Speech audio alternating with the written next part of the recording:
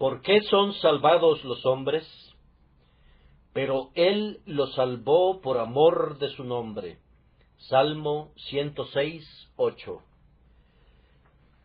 Al considerar las obras de Dios en la creación, hay dos preguntas que surgen de inmediato en la mente atenta, que deben ser contestadas antes de que podamos obtener la clave para la filosofía y la ciencia de la propia creación.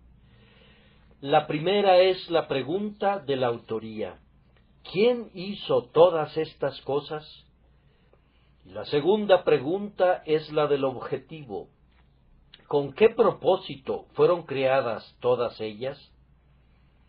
La primera pregunta, ¿quién hizo todas estas cosas?, puede responderla con facilidad cualquier persona que tenga una conciencia honesta y una mente sana, pues cuando alza sus ojos a lo alto para leer las estrellas, verá que esas estrellas escriben con letras de oro esta palabra Dios. Y mirando hacia abajo, a las olas, si sus oídos están abiertos a la honestidad, oirá que cada ola proclama Dios. Si mira las cumbres de las montañas, éstas no hablarán, pero con una respetuosa majestuosidad de silencio parecerán publicar: divina es la mano que nos hizo. Si escuchamos el murmullo del arroyo en la ladera de la montaña, y las acrobacias de una avalancha, y los mugidos del ganado, y el canto de los pájaros, si ponemos atención a cada voz y sonido de la naturaleza, escucharemos la respuesta a esa pregunta. Dios es nuestro hacedor, Él nos hizo, y no nosotros a nosotros mismos. La siguiente pregunta, relativa al propósito, ¿para qué fueron hechas estas cosas?, no es tan fácil de contestar fuera de la Escritura. Pero cuando leemos la Escritura descubrimos este hecho, que como la respuesta a la primera pregunta es Dios, entonces la respuesta para la segunda pregunta es la misma. ¿Para qué fueron hechas estas cosas? La respuesta es: para la gloria de Dios, para su honra y para su complacencia. Ninguna otra respuesta es compatible con la razón. Cualquier otra respuesta que propongan los hombres será igualmente desacertada. Consideren por un momento que hubo un tiempo cuando Dios no tenía criaturas, cuando moraba solo, el poderoso hacedor de las edades, glorioso en un retiro increado, divino en su eterna soledad. Yo, Jehová, y ninguno más que yo. ¿Puede alguien responder esta pregunta: ¿por qué creó Dios a las criaturas de cualquier otra manera que no sea las hizo para su complacencia y para su gloria? Ustedes podrían responder que las hizo para sus criaturas, pero nosotros replicamos que no había criaturas entonces para que las hiciera para ellas. Admitimos que la respuesta es acertada ahora. Dios prepara la cosecha para sus criaturas, cuelga el sol en el firmamento para bendecir a sus criaturas con luz y calor, ordena la luna que camine en su curso durante la noche para que alegre la oscuridad de sus criaturas sobre la tierra. Pero la primera pregunta, remontándonos al origen de todas las cosas, no puede ser otra sino esta: para su complacencia fueron y son creadas. Todas las cosas ha hecho Jehová para sí mismo y por sí mismo. Ahora, esto que es válido para las obras de la creación, es igualmente válido para las obras de la salvación. Alcen sus ojos a lo alto, más arriba de aquellas estrellas que centellean sobre el piso del cielo, miren a lo alto, donde los espíritus vestidos de blanco, más claros que la luz, brillan como estrellas en su magnificencia. Miren allí, donde los redimidos con sus sinfonías corales rodean el trono de Dios regocijándose, y hacen esta pregunta: ¿quién salvó a esos seres glorificados y con qué propósito fueron salvados? Les decimos que es la misma respuesta que dimos previamente a la pregunta anterior. Él los salvó por amor de su nombre. El texto es una respuesta para las dos grandes preguntas relativas a la salvación. ¿Quién salvó a los hombres y por qué son salvados?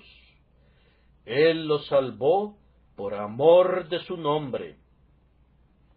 Intentaré adentrarme en este tema el día de hoy. Que Dios lo bendiga para cada uno de nosotros y seamos contados en el número de los que serán salvos por amor de su nombre. Tratando el texto desde una perspectiva literal, y de esa forma lo entenderá la mayoría, tenemos 4 aspectos. Primero, un glorioso Salvador, Él los salvó. En segundo lugar, un pueblo favorecido, Él los salvó.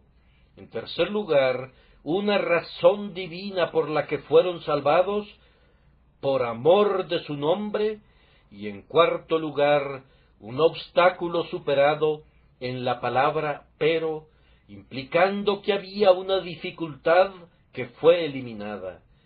Pero Él los salvó por amor de su nombre. Un Salvador, los salvados, la razón, el obstáculo quitado. Primero, entonces, aquí tenemos a un glorioso Salvador. Él los salvó. ¿Quién es descrito por la palabra Él? Posiblemente muchos de mis oyentes responderían: es obvio, el Señor Jesucristo es el Salvador de los hombres. Correcto, amigos míos, pero no es toda la verdad. Jesucristo es el Salvador, pero no más que Dios el Padre o Dios el Espíritu Santo. Algunas personas que ignoran el sistema de la verdad divina piensan que Dios el Padre es un grandioso ser lleno de ira y enojo y justicia, pero que no tiene nada de amor. Piensan que Dios el Espíritu es tal vez una mera influencia que procede del Padre y del Hijo. Nada puede ser más incorrecto que esas opiniones. Es cierto que el Hijo me redime, pero recuerden que el Padre entregó a su Hijo a la muerte por mí, y el Padre me eligió con una elección eterna de su gracia. El Padre borra mi pecado, el Padre me acepta y me adopta en su familia por medio de Cristo. El Hijo no podría salvar sin el Padre, de la misma manera que el Padre no podría salvar sin el Hijo. Y en cuanto al Espíritu Santo, si el Hijo redime, ¿no saben que el Espíritu Santo regenera? Él es quien nos hace nuevas criaturas en Cristo, el que nos engendra otra vez a una esperanza viva, quien purifica nuestra alma, quien santifica nuestro espíritu, y quien, al final, nos presenta sin mancha y sin fallas delante del trono del Altísimo, aceptos en el amado. Cuando tú dices Salvador, recuerda que hay una Trinidad en esa palabra, el Padre, el Hijo y el Espíritu Santo, siendo este Salvador 3 personas bajo un solo nombre. Tú no puedes ser salvado por el Hijo sin el Padre, ni por el Padre sin el Hijo, ni por el Padre y el Hijo sin el Espíritu. Pero así como son uno en la creación, así son uno en la salvación, trabajando juntos en un Dios para nuestra salvación, y a ese Dios sea la gloria eterna, mundo sin fin. Amén. Pero observen cómo en este pasaje este ser divino reclama la salvación enteramente para él. Pero él los salvó. Moisés, ¿dónde estás tú? ¿Acaso no los salvaste tú, Moisés? Tú alzaste la vara sobre el mar y se dividió en dos mitades. Tú elevaste tu oración al cielo, y las ranas llegaron, y las moscas abundaron, y el agua se convirtió en sangre, y el granizo azotó la tierra de Egipto. Moisés, ¿acaso no fuiste su salvador? Y tú, Aarón, tú ofreciste los novillos que Dios aceptaba, tú los condujiste junto con Moisés a través del desierto. ¿No fuiste tú el salvador de ellos? Ellos mismos responden, no, nosotros fuimos los instrumentos, pero Él los salvó. Dios hizo uso de nosotros, pero toda la gloria es para su nombre, y no para nosotros. Pero Israel, tú fuiste un pueblo fuerte y poderoso, ¿no te salvaste a ti mismo?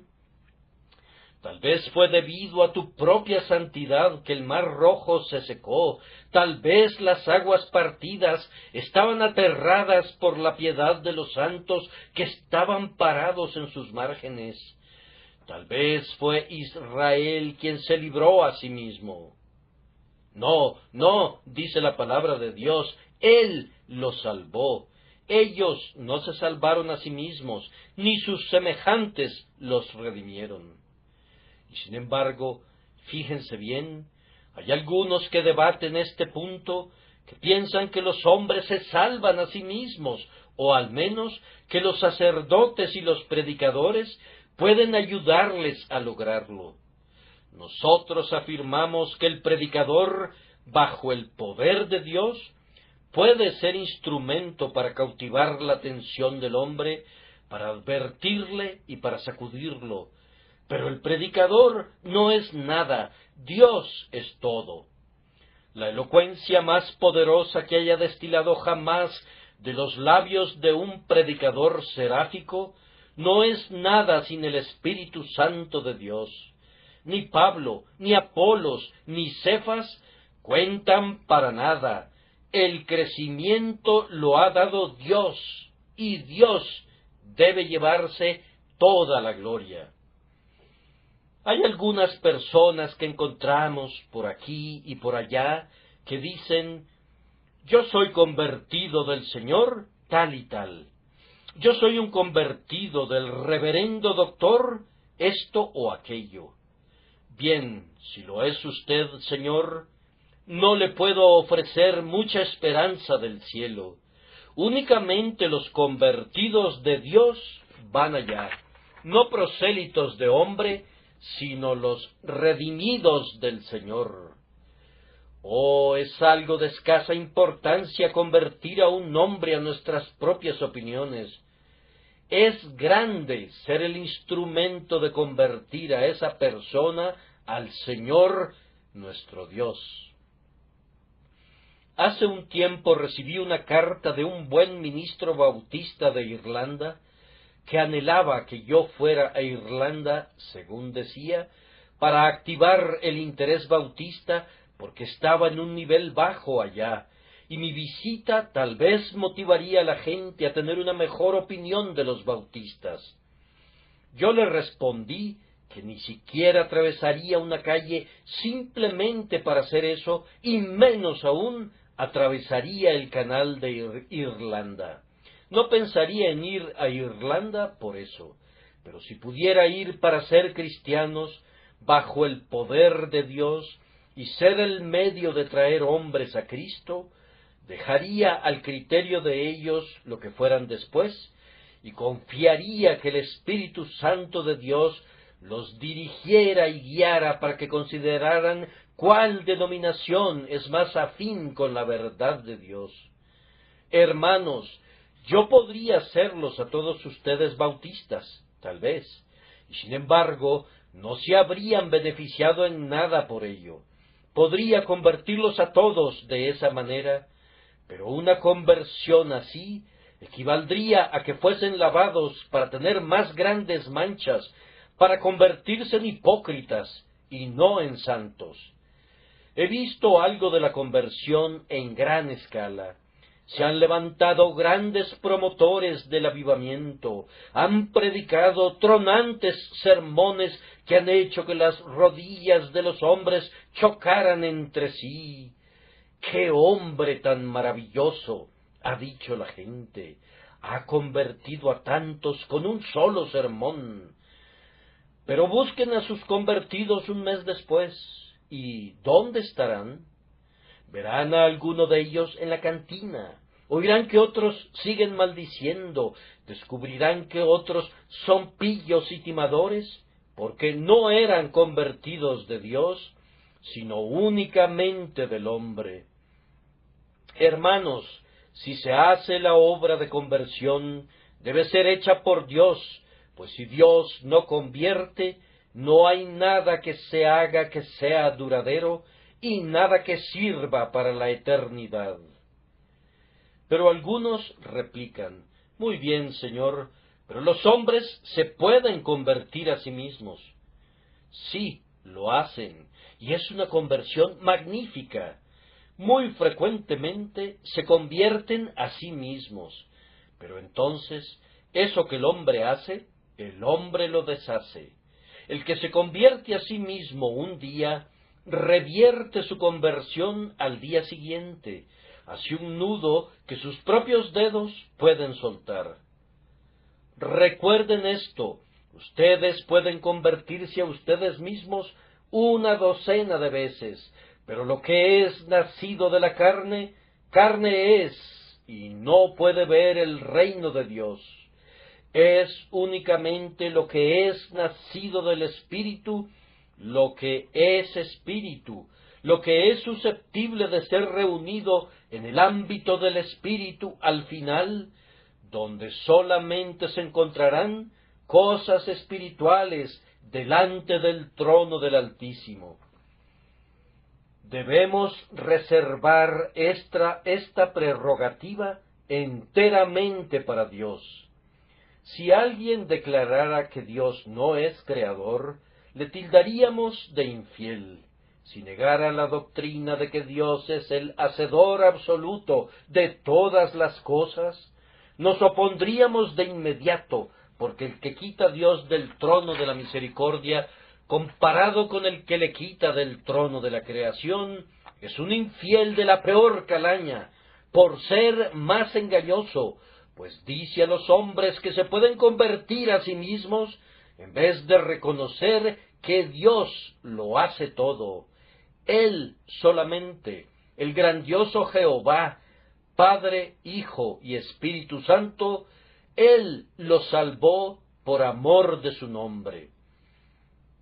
Así he procurado exponer con claridad la primera verdad del divino y glorioso Salvador. Ahora, en segundo lugar, las personas favorecidas. Él los salvó. ¿Quiénes son ellos? Ustedes responderán: ellos eran las personas más respetables que pudieran encontrarse en el mundo. Eran personas muy entregadas a la oración, amantes, santas y llenas de mérito. Y por tanto, debido a que eran buenas, Él las salvó. Muy bien, esa es su opinión.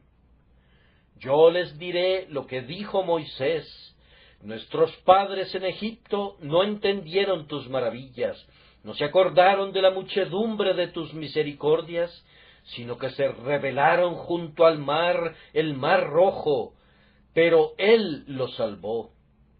Lean el versículo 7 y conocerán su carácter. En primer lugar, eran personas necias. Nuestros padres en Egipto no entendieron tus maravillas. A continuación, eran personas malagradecidas, no se acordaron de la muchedumbre de tus misericordias. En tercer lugar, eran personas rebeldes, sino que se rebelaron junto al mar, el mar Rojo.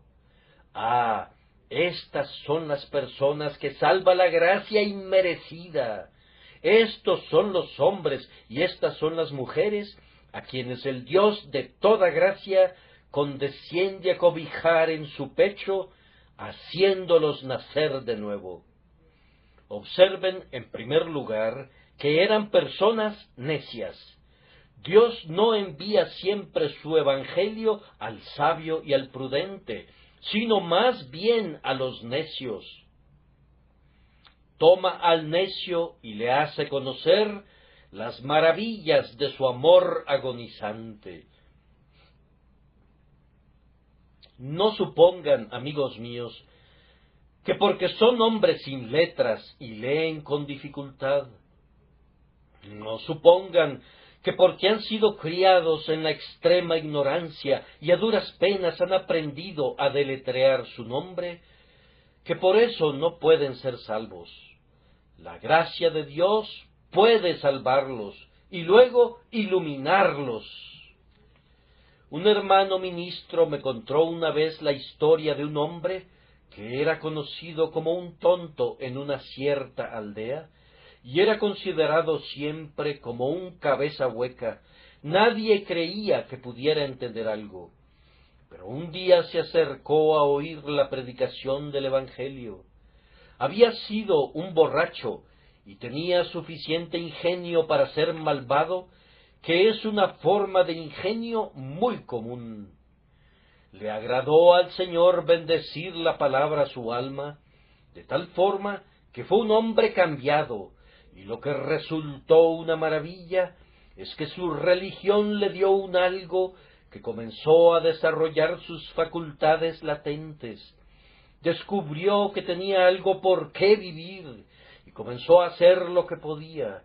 En primer lugar, él quería leer su Biblia para poder leer el nombre de su Salvador, y después de muchos martilleos y deletreos, al final fue capaz de leer un capítulo.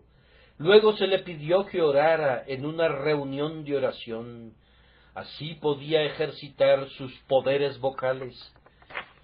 Su oración la conformaron 5 o 6 palabras, y se sentó lleno de vergüenza. Pero debido a que oraba continuamente con su propia familia en casa, pudo llegar a orar como el resto de los hermanos, y prosiguió hasta que se convirtió en un predicador, y, cosa muy singular, poseía una fluidez, una profundidad de entendimiento y un poder de pensamiento que difícilmente se encuentran entre los ministros que sólo ocasionalmente ocupan los púlpitos. Fue muy sorprendente que la gracia contribuyera a desarrollar sus poderes naturales, dándole un objetivo y dándole firmeza y devoción para cumplirlo, sacando así a la luz todos sus recursos para que fueran plenamente manifiestos. Ah, quienes son ignorantes no deben ceder ante la desesperación. Él los salvó, no por sus méritos, pues no había nada en ellos por lo que deberían ser salvados. Él los salvó, no debido a su sabiduría, sino que, aunque eran ignorantes y no entendían el significado de sus milagros, Él los salvó por amor de su nombre.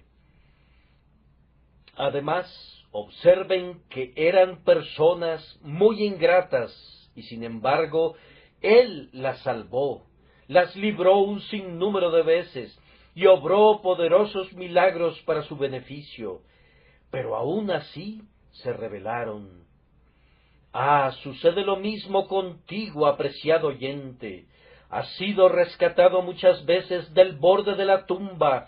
Dios te ha dado casa y comida día tras día, y te ha dado provisión, y te ha guardado hasta esta hora.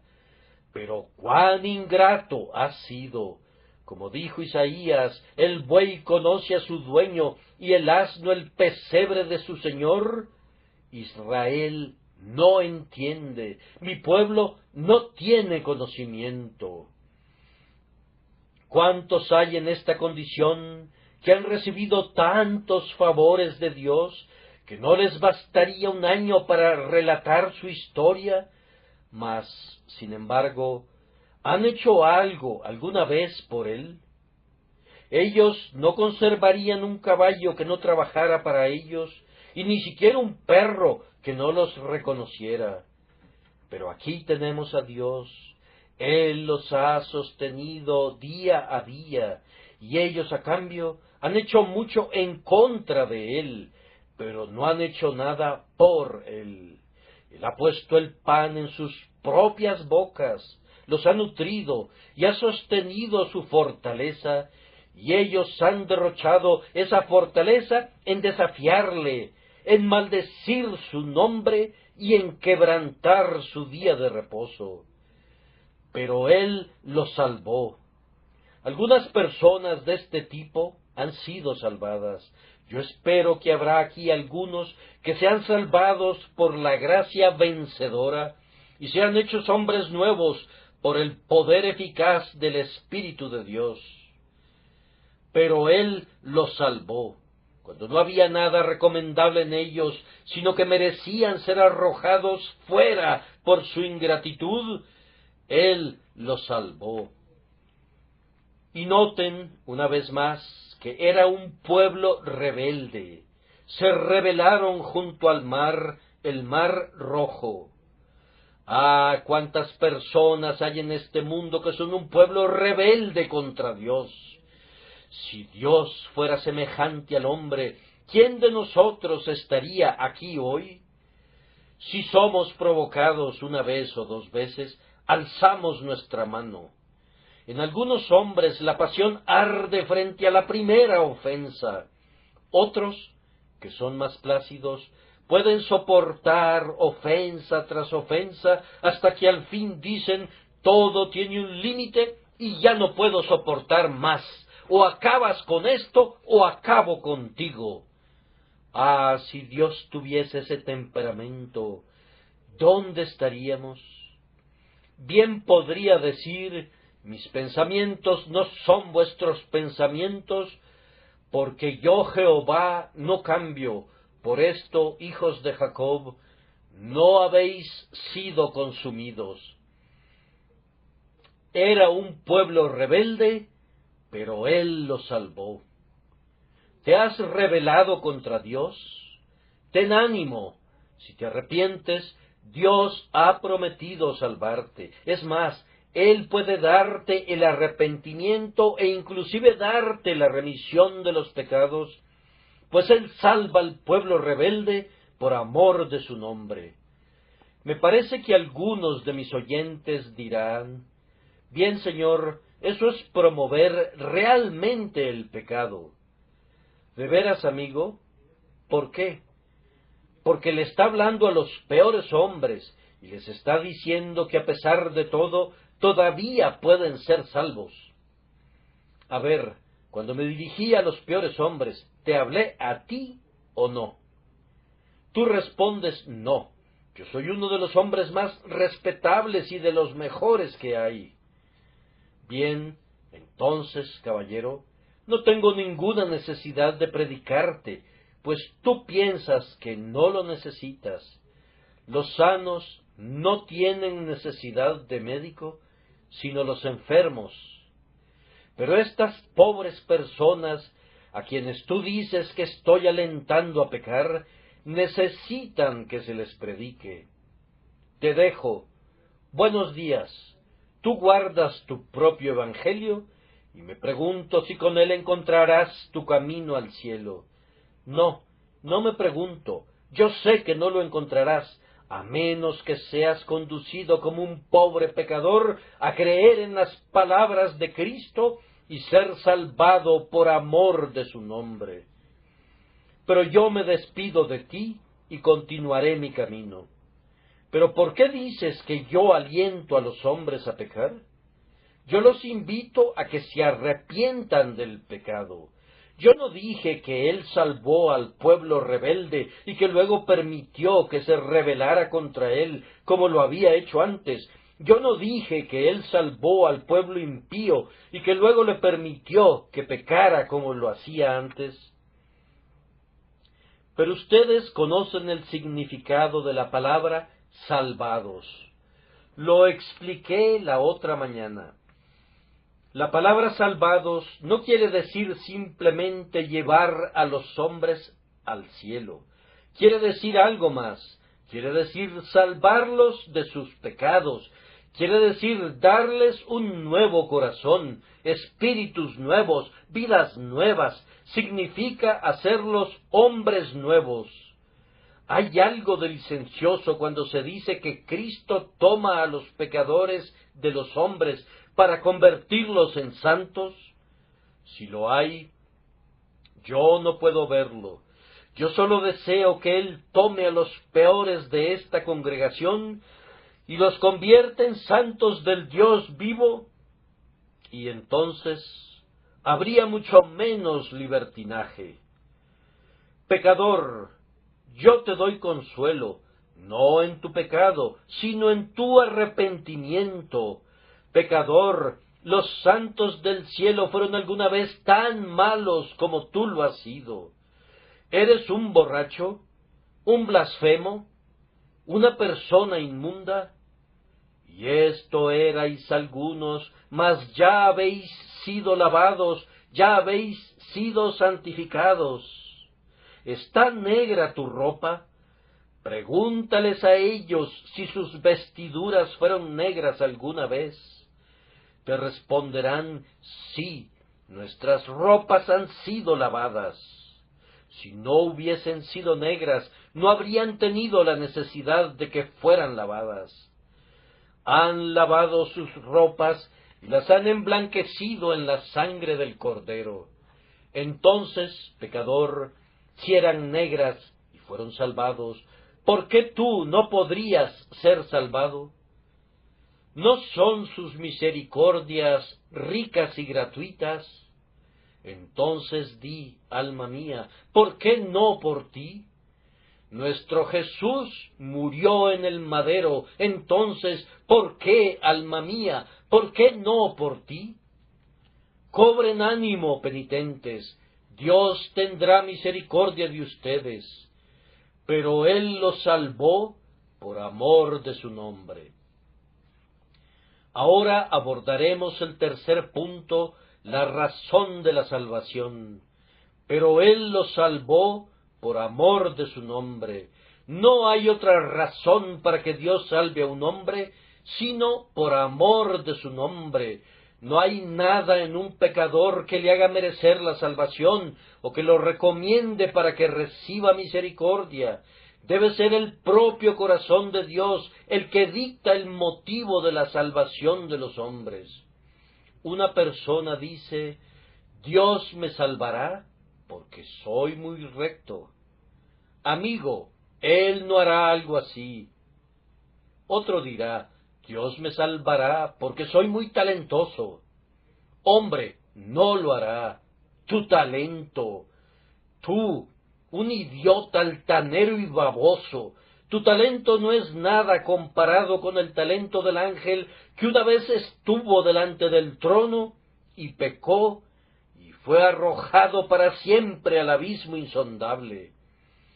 Si él salvara a los hombres por su talento, habría salvado a Satanás, pues tenía suficientes talentos. En cuanto a tu moralidad y bondad, no son sino harapos inmundos, y nunca te salvará por algo que hagas. Nadie sería salvado si Dios esperara algo de nosotros. Debemos ser salvados pura y simplemente por razones vinculadas a Él mismo, y que se anidan en su propio pecho. Bendito sea su nombre, Él nos salva por amor de su nombre. ¿Qué quiere decir eso? Pienso que significa esto. El nombre de Dios es su persona, sus atributos y su naturaleza. Por amor de su naturaleza, por amor de sus mismos atributos, Él salvó a los hombres y, tal vez, podemos incluir esto también, Mi nombre está en Él, esto es, en Cristo. Él nos salva por amor de Cristo, que es el nombre de Dios. ¿Y qué significa eso? Pienso que significa esto. Él lo salvó primero para manifestar su naturaleza. Dios es todo amor, y Él quería manifestarlo. Mostró ese amor cuando hizo el sol, la luna y las estrellas, y esparció las flores en la tierra verde y sonriente. Mostró su amor cuando hizo que el aire fuera un bálsamo para el cuerpo, y la luz del sol fuera alegría para el ojo.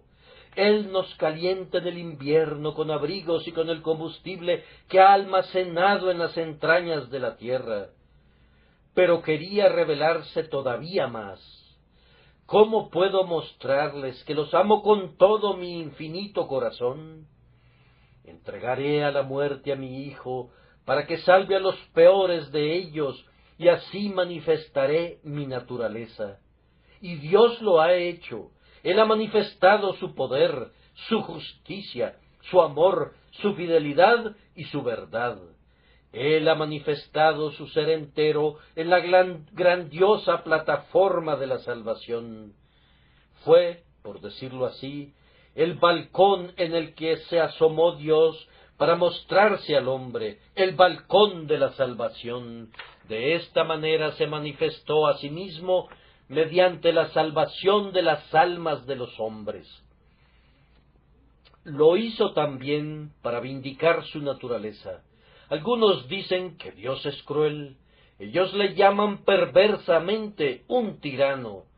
Ah, dice Dios, pero voy a salvar a los peores pecadores y vindicaré mi nombre. Voy a borrar el estigma, voy a quitar la mancha. Ellos no serán capaces de referirse a mí de esa manera, a menos que sean unos mentirosos inmundos, pues yo seré abundantemente misericordioso. Voy a quitar esta mancha, y ellos verán que mi grandioso nombre es un nombre de amor. Y agregó esto: haré esto por amor de mi nombre, esto es, para hacer que este pueblo ame mi nombre. Yo sé que si tomo a los mejores de los hombres y los salvo, ellos amarán mi nombre. Pero si tomo a los peores hombres, ¡oh, cómo me van a amar! Si voy y tomo a algunos que son la hez de la tierra y los hago mis hijos, ¡oh, cuánto me van a amar! Entonces serán leales a mi nombre, lo considerarán más dulce que la melodía, será más precioso para ellos que el perfume de nardo de los mercaderes orientales. Lo valorarán como el oro, sí, más que el oro fino. El hombre que me ama más es el hombre al que se le han perdonado más pecados. Él debe mucho, por tanto, amará mucho. Esta es la razón por la que Dios escoge a menudo a los peores hombres para ser los suyos. Un viejo escritor dijo: todas las esculturas del cielo fueron hechas con madera nudosa. El templo de Dios, el Rey del cielo, es de cedro, pero los cedros eran todos árboles nudosos antes que Él los cortara.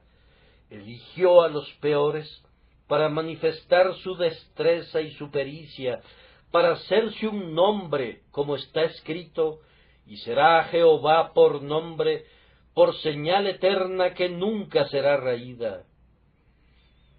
Ahora, queridos oyentes, cualquiera que sea su condición, aquí hay algo que les ofrezco y que es muy digno de su consideración, es decir, que si somos salvados por amor de Dios, por amor de su nombre, y no por nosotros mismos.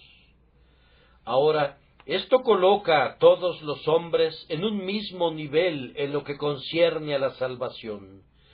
Supongan que para entrar a este jardín, el Royal Surrey Gardens, se hubiese establecido la regla que cada persona debía mencionar mi nombre como clave de admisión. La ley es: ningún hombre será admitido por su rango o título, sino únicamente por la mención de un cierto nombre. Allí viene un noble, menciona el nombre y entra. Allí viene un mendigo, cubierto de harapos, menciona el nombre. La ley dice que es solamente la mención del nombre la que concederá la admisión, y él lo menciona y entra, pues no hay ninguna otra distinción. De este modo, mi señora dama, si usted viene con toda su moralidad, deberá hacer uso de su nombre, y si tú vienes, pobre habitante inmundo de un sótano o de un desván, y mencionas su nombre, las puertas se abrirán de par en par, pues hay salvación para todo aquel que haga mención del nombre de Cristo y sólo de ese nombre. Esto abate el orgullo de los moralistas, humilla la autoexaltación del que presume justicia propia y nos coloca a todos como pecadores culpables en igualdad de condiciones delante de Dios para recibir misericordia de sus manos, por amor de su nombre y únicamente por esa razón. Pero ya me he detenido demasiado. Permítanme concluir haciendo un comentario de los obstáculos superados que están sugeridos en la palabra pero, y lo haré de una manera que intenta ser interesante en la forma de una parábola. En un tiempo, Misericordia estaba sentada en su trono, que era blanco como la nieve, rodeada por las tropas del amor. Un pecador, a quien Misericordia se había propuesto salvar, fue traído a su presencia. El heraldo tocó la trompeta, y después de 3 llamados, con voz muy alta dijo: «Oh cielo, tierra e infierno, yo los convoco en este día para que vengan delante del trono de misericordia y declaren por qué este pecador no debe ser salvado». Allí estaba el pecador, temblando de miedo. Él sabía que había una multitud de oponentes que querían abrirse paso para entrar en el salón de misericordia, y con ojos llenos de ira dirían: «Él no debe escapar y no lo hará, él debe perderse». Sonó la trompeta y Misericordia estaba sentada plácidamente en su trono, hasta que entró uno con fiero rostro. Su cabeza estaba cubierta de luz, hablaba con voz de trueno, y de sus ojos salían rayos. «¿Quién eres tú?», preguntó Misericordia. Él respondió: «Yo soy la ley de Dios». «¿Y qué tienes que comentar?». «Tengo que decir esto», y levantó una tabla de piedra escrita a ambos lados: «Estos 10 mandamientos han sido quebrantados por este miserable. Yo demando su sangre, pues está escrito: el alma que pecare, esa morirá. Así pues, perezca él, o habrá de hacerlo la justicia». El miserable tiembla, sus rodillas chocan entre sí, la médula de sus huesos se derrite internamente como si fuese hielo derretido por fuego, y él tiembla verdaderamente aterrado. Ya le parecía ver el rayo arrojado en su contra, penetrando en su alma, y el infierno abierto en su imaginación delante de él, y se consideró perdido allí para siempre. Pero Misericordia sonrió y dijo: «Ley, yo te voy a responder. Este desdichado merece morir. La justicia demanda que perezca. Te concedo la demanda». Y ¡oh!, cómo tiembla el pecador. Pero hay uno allá que ha venido conmigo el día de hoy, mi Rey, mi Señor, su nombre es Jesús. Él te dirá cómo puede ser pagada la deuda para que el pecador quede libre. Entonces Jesús habló y dijo: «Oh Misericordia, haré lo que me pides. Tómame, Ley, ponme en el huerto, hazme sudar gotas de sangre, luego clávame en un madero, azota mi espalda antes de que me mates, cuélgame de la cruz, que la sangre de mis manos y de mis pies corra en abundancia, bájame al sepulcro, déjame pagar todo lo que debe el pecador, yo moriré en su lugar. Y la ley salió y azotó al Salvador, lo clavó en la cruz y regresó con su rostro radiante de satisfacción y se paró ante el trono de misericordia, y misericordia preguntó: Ley, ¿qué tienes que agregar ahora? Nada, respondió hermoso ángel, nada. ¿Cómo? ¿Ninguno de estos mandamientos está en contra de él? No, ninguno. Jesús, su sustituto, los ha guardado todos.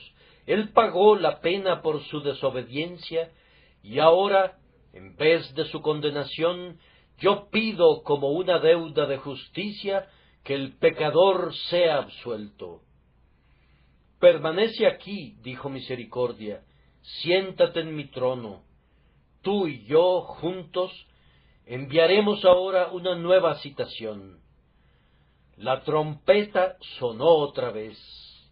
Vengan aquí todos los que tengan algo que decir en contra de este pecador, para que no sea absuelto.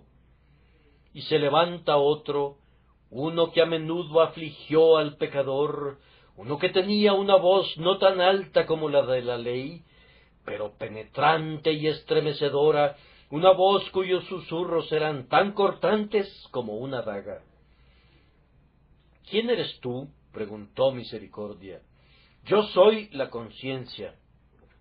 Este pecador debe ser castigado. Él ha hecho demasiado contra la ley de Dios y debe ser castigado. Yo lo exijo, y no le permitiré descansar hasta que sea castigado, y no me detendré allí, pues le seguiré inclusive al sepulcro y le perseguiré más allá de la muerte con remordimientos indecibles. No, respondió Misericordia, escúchame. Y haciendo una pausa por unos momentos, tomó un manojo de hisopo y roció con sangre a Conciencia, diciendo: Escúchame, Conciencia, la sangre de Jesucristo, el Hijo de Dios, nos limpia de todo pecado. Ahora, ¿tienes algo que decir? No, respondió Conciencia, nada. Cubierta está su injusticia, él es libre de condenación. Desde este momento ya no le atormentaré, seré una buena conciencia para él, por la sangre de nuestro Señor Jesucristo. La trompeta sonó una tercera vez, y aullando desde las cavernas más profundas, se aproximó un negro diablo repulsivo, con odio en sus ojos y una majestad infernal en su aspecto. Se le pregunta: ¿tienes algo en contra de ese pecador? Sí, respondió, lo tengo. Él ha hecho una alianza con el infierno y un pacto con la tumba, y aquí está, firmado por su propia mano. Él le pidió a Dios que destruyera su alma en una borrachera, e hizo votos que nunca se volvería a Dios. Miren, aquí está su pacto con el infierno.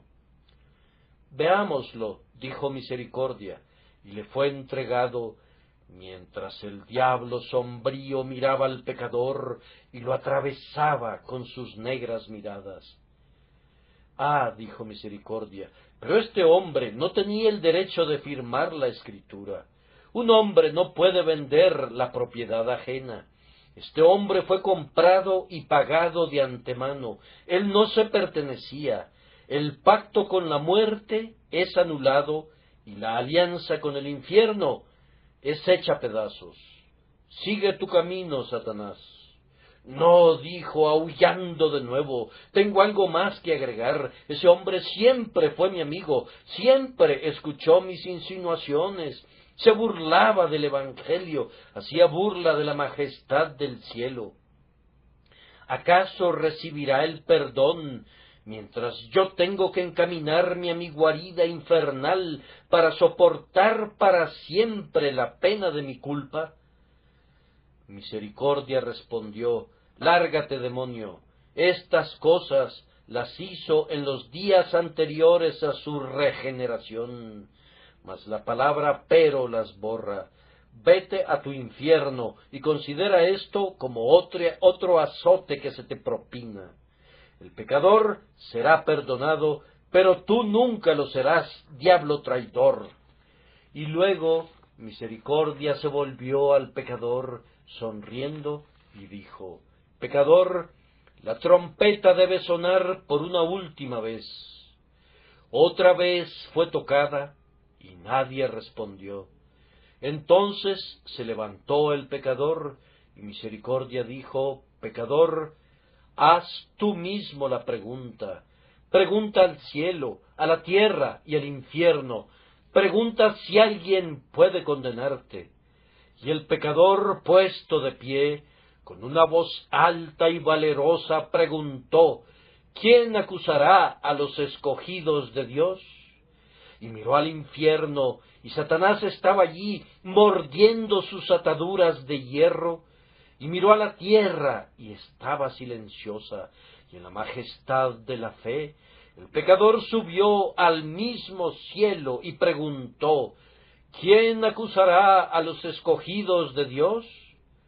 Dios. Y vino la respuesta: no, Él justifica. Cristo. Y fue susurrado dulcemente: no, Él murió. Entonces, mirando a su alrededor, el pecador preguntó gozosamente: ¿quién me separará del amor de Dios que es en Cristo Jesús nuestro Señor? Y el pecador que estaba condenado antes regresó a Misericordia y permaneció postrado a sus pies, e hizo votos de ser suya para siempre, si lo guardaba hasta el fin, y lo convertía en lo que ella deseaba que fuera. Entonces ya no sonó más la trompeta, sino que los ángeles se regocijaron, y el cielo se alegró, pues el pecador había sido salvado. Así ven ustedes que he dramatizado, como se dice, el hecho. Pero no me importa cómo se diga. Es una manera de llamar la atención del oído cuando ninguna otra cosa puede hacerlo. Pero no hay peros, el obstáculo fue quitado. Pecador, cualquiera que sea ese pero, nunca disminuirá para nada el amor del Salvador, no lo hará menor nunca, sino que permanecerá siendo el mismo. Ven, alma culpable, y huye a Cristo para que sane tus heridas. Este es el glorioso día del Evangelio, en el que abunda la gracia. Ven a Jesús, pecador, ven. De rodillas haz tu confesión con llanto, mira a su cruz y contempla al sustituto, cree y vivirás. A ustedes, que son casi demonios, a ustedes, que se han adentrado profundamente en el pecado, Jesús les dice ahora: si reconocen su necesidad de mí, vuélvanse a mí, y yo tendré misericordia de ustedes, y al Dios nuestro, el cual será amplio en perdonar.